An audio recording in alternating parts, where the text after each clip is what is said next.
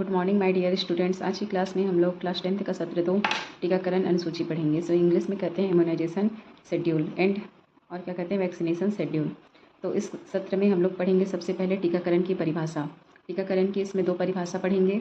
दिन पढ़ेंगे वैक्सीनेशन या वैक्सीन क्या है।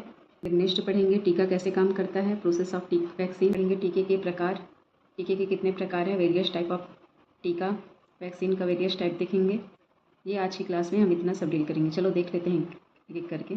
फर्स्ट वन डील करते हैं अपन इम्यूनाइजेशन शेड्यूल या वैक्सीनेशन क्या है ना। वैक्सीनेशन की परिभाषा मैं दो परिभाषाएं आप लोग को बताऊंगी ताकि आप एग्ज़ाम में, बोर्ड एग्ज़ाम में इसको आप दो नंबर का जैसे आता है तो 2 आप परिभाषाएं लिख सकेंगे, है ना। फर्स्ट देखते हैं, टीकाकरण एक सरल, सुरक्षित और प्रभावी तरीका है जिसमें किसी व्यक्ति को किसी विशिष्ट रोग से सुरक्षा प्रदान करने के लिए शरीर में टीका लगाया जाता है।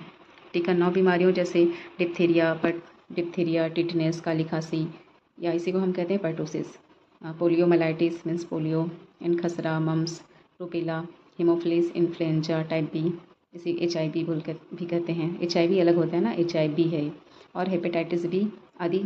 इतने 9 टाइप्स के जो संक्रामक रोग है उससे बचने के लिए, इसके अलावा और भी है लेकिन ये मेन 9 प्रकार के जो संक्रामक रोग है उससे बचने के लिए हम क्या करते हैं, टीकाकरण देते हैं, है ना। टीकाकरण क्या है, एक सरल, सुरक्षित, प्रभावी तरीका है जिसमें किसी व्यक्ति को किसी विशिष्ट रोग से सुरक्षा प्रदान करने के लिए उसके शरीर में टीका लगाया जाता है। ये 9 प्रकार के आप डिसीज़ है, ये इन्फेक्शियस डिसीज़ है ना, ये रोग फैलाने वाले संक्रामक रोग है। तो ये संक्रामक रोग 9 प्रकार के हैं, इसको आप लोग याद कर लेंगे और ये टीका की परिभाषा है। नेक्स्ट देखते हैं टीका की परिभाषा। टीकाकरण वह प्रक्रिया है जिसके द्वारा किसी व्यक्ति को टीका लगाकर 9 प्रकार के संक्रमित बीमारियों के प्रति प्रतिरोधी बनाया जाता है। ये सेम है, इसको भी आप लोग याद कर लेंगे, ठीक है। नेक्स्ट देखते हैं वैक्सीन वो क्या था, वैक्सीनेशन था, ये है टीका। अब जो टीका लगाया जाता है बच्चों को या प्रेग्नेंट गर्भवती महिलाओं को, उसके बारे में पढ़ेंगे वो टीका क्या है ना। जैसे अभी करंट में कोविड का टीका लग रहा है करके बोल रहे थे, तो वही टीका, जो टीका शब्द है, वैक्सीन है, वो क्या है उसके बारे में देखते हैं। इसका भी दो डेफिनेशन देखेंगे। फर्स्ट क्या है, किसी बीमारी के विरुद्ध प्रतिरोधात्मक क्षमता मीन्स इम्यूनिटी विकसित करने के लिए जो दवा पिलाई जाती है या खिलाई जाती है, किसी अन्य रूप में दी जाती है, उसे हम क्या कहते हैं, वैक्सीन या टीका कहते हैं। या क्रिया को ही हम वैक्सीनेशन या टीकाकरण कहलाती है, ठीक है। क्या है, किसी भी बीमारी के विरुद्ध प्रतिरोधात्मक क्षमता मतलब इम्यूनिटी को बढ़ाने के लिए, है ना, विकसित करने के लिए जो दवा पिलाई जाती है, खिलाई जाती है या किसी अन्य रूप में दी जाती है या इंजेक्शन के रूप में दी जाती है ना, उसे हम क्या कहते हैं, वैक्सीन कहते हैं। और इसी प्रक्रिया को ही हम टीकाकरण या वैक्सीनेशन कहते हैं। सेकंड डेफिनेशन देखते हैं, टीका क्या है, एक जीवों के शरीर का उपयोग करके बनाया गया द्रव्य है जिसके प्रयोग से शरीर में किसी रोग विशेष से लड़ने की क्षमता बढ़ जाती है। मतलब किसी जीव से ही ये बनाया जाता है ना। वो निष्क्रिय अवस्था में भी हो सकता है, सक्रिय अवस्था में हो सकता है ना। तो एक जीव के शरीर का उपयोग करके बनाया गया द्रव्य है जिसके प्रयोग से शरीर में किसी रोग विशेष से लड़ने की क्षमता को बढ़ाया जाता है, उसे हम क्या कहते हैं, टीका कहते हैं, ठीक है। आगे देखते हैं टीका काम कैसे करता है ना, प्रोसेस ऑफ वैक्सीनेशन कैसे काम करता है देखते हैं। टीके आपके शरीर की प्राकृतिक प्रतिरक्षा प्रणाली के साथ मिलकर सुरक्षा का निर्माण करके बीमारी होने के जोखिम को कम करता है। जब आपको टीका लगाया जाता है तो आपकी प्रतिरक्षा प्रणाली प्रतिक्रिया करती है ना। टीका क्या है, ये आपके शरीर, जो हमारे शरीर में ऑलरेडी प्रतिरक्षा प्रणाली हम लोग पढ़ चुके हैं, आगे पिछली क्लास में पढ़े थे प्रतिरक्षा प्रणाली, है ना, इम्यूनिटी सिस्टम। तो ये जो इम्यूनिटी सिस्टम है हमारे शरीर में प्राकृतिक रूप से पहले से मौजूद है, लेकिन जो टीका है वो हमारे शरीर में प्राकृतिक जो प्रतिरक्षा प्रणाली है उसके साथ मिलकर सुरक्षा का निर्माण करती है और बीमारी होने के जोखिम को कम कर देती है। जब आपको टीका लगाया जाता है, मतलब जो टीके को हमारे शरीर में इंटर करते हैं, तो क्या होता है, प्रतिरक्षा प्रणाली की प्रतिक्रिया होना शुरू हो जाती है और ज़्यादा क्या हो जाता है, एक्टिव हो जाता है ना। उसके बाद इसका प्रोसेस देखते हैं क्या है। सबसे पहले वायरस या बैक्टीरिया जैसे आक्रमणकारी रोगाणु को पहचानता है। सबसे पहले टीका क्या करता है, वायरस या बैक्टीरिया जो आक्रमणकारी जो रोगाणु है उसको पहचानता है, सबसे पहले पहचानने का काम करता है।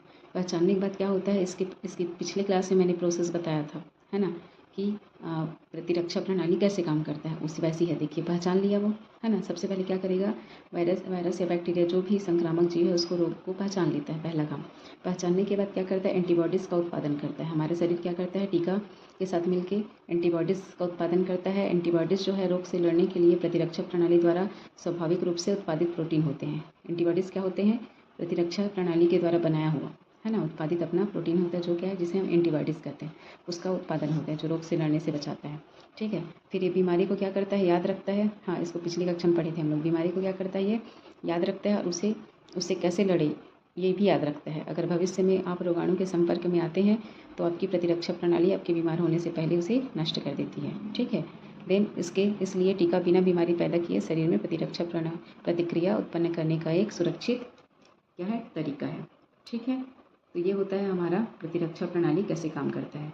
एक बार और देख लेते हैं। वायरस या बैक्टीरिया जैसे आक्रमणकारी जो रोगाणु है उसको पहचानता है। पहचानने के बाद शरीर में एंटीबॉडीज़ बनाता है। हमारा जो बॉडी में पहले से प्रतिरक्षा प्रणाली है वो टीका के साथ मिलके, उसके बाद जैसे ही एंटीबॉडीज़ बना लिया, बीमारी को याद करता है, उससे लड़ता है हमें कैसे, है ना। और भविष्य में अगर वही उसी बैक्टीरिया या वायरस के संपर्क में आता है तो प्रतिरक्षा प्रणाली उससे होने से पहले ही नष्ट कर देता है ना। इसलिए टीका के बिना टीका क्या होता है, बिना बीमारी पैदा किए प्रतिरक्षा प्रणाली द्वारा उत्पन्न होता है और ये अपने से उसको किसी भी बीमारी को नष्ट कर देता है। एक सुरक्षित तरीका है टीका जो है वो। देन नेक्स्ट देखते हैं टीके के प्रकार। टीके के वैज्ञानिक बहुत प्रकार होते हैं। पहला है 5-6 प्रकार के टीका के प्रकार पढ़ेंगे इसमें। निष्क्रिय टीका, है ना। पहला क्या है, निष्क्रिय टीका। सेकंड है जीवित क्षणित टीका। तीसरा है मैसेंजर RNA mRNA टीका। देन चौथा है सब यूनिट रिकॉम्बिनेंट पॉलीसेकेराइड और संयुग्म टीका। देन है 5वां है टॉक्साइड टीका। 6वां है वायरल वेक्टर टीका, है ना। 6 प्रकार के टीकों के प्रकार को पढ़ेंगे। तो सबसे पहले होता है निष्क्रिय टीका।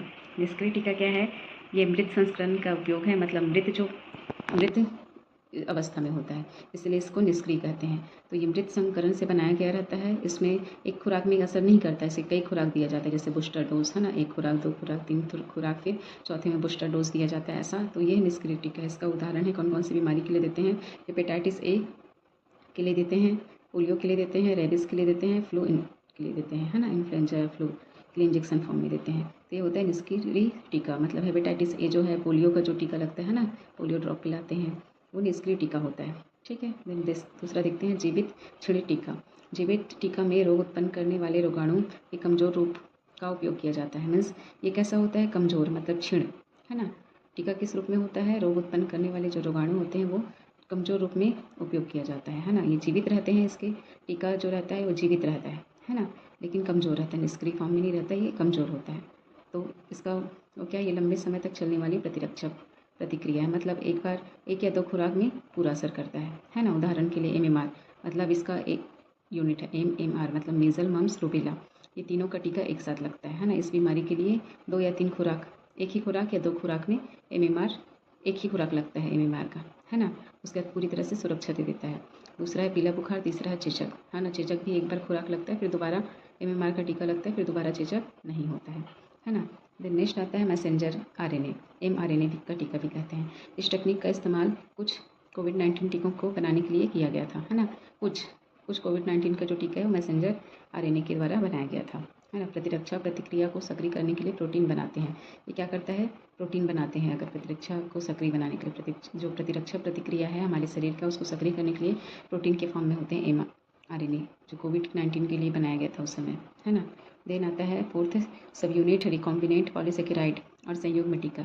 ये टीके रोगाणु के विशिष्ट टुकड़ों का उपयोग करते हैं, जैसे शर्करा या कैप्सिड, है ना। शर्करा, इनकैप्सिड या प्रोटीन। ठीक है, इसका उदाहरण है हेपेटाइटिस B और हिब रोग को क्या कहते हैं, हीमोफिलस इन्फ्लुएंजा टाइप B, है ना। हिब रोग किसे कहते हैं, हीमोफिलस इन्फ्लुएंजा टाइप B। तो ये दोनों प्रकार के जो बीमारी है ना, रोग है, उससे बचने के लिए कौन सा टीका यूज़ करते हैं, यूनिट रिकॉम्बिनेंट पॉलीसेकेराइड संयुग्म टीका। ये टीके के प्रकार हैं, है ना। तो विशिष्ट टुकड़ों के रूप में ये टीका बनाया जाता है। ठीक है, नेक्स्ट आता है टॉक्साइड टीका। टॉक्साइड टीका क्या है, रोग पैदा करने वाले रोगाणु से बनाया जाता है। मतलब रोग जो पैदा करते हैं ना, उसी रोगाणु से बनाया जाता है, तो उसे कहते हैं टॉक्साइड टीका। फॉर एग्जाम्पल धनुस्तंभ मतलब धनुटंकार, है ना। टिटेनी बीमारी के लिए धनुस्तंभ मतलब टिटेनी बीमारी। देन डिप्थीरिया, तो इसके लिए कौन सा टीका लगता है, टिटनेस टॉक्साइड या TT का टीका लगता है। देन आता है वायरल वेक्टर टीका।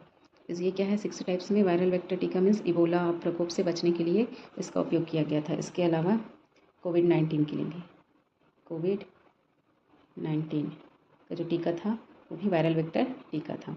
अब नेक्स्ट पढ़ेंगे इम्यूनाइजेशन शेड्यूल या टीकाकरण सूची या सारणी नेक्स्ट क्लास में। तब तक के लिए थैंक यू।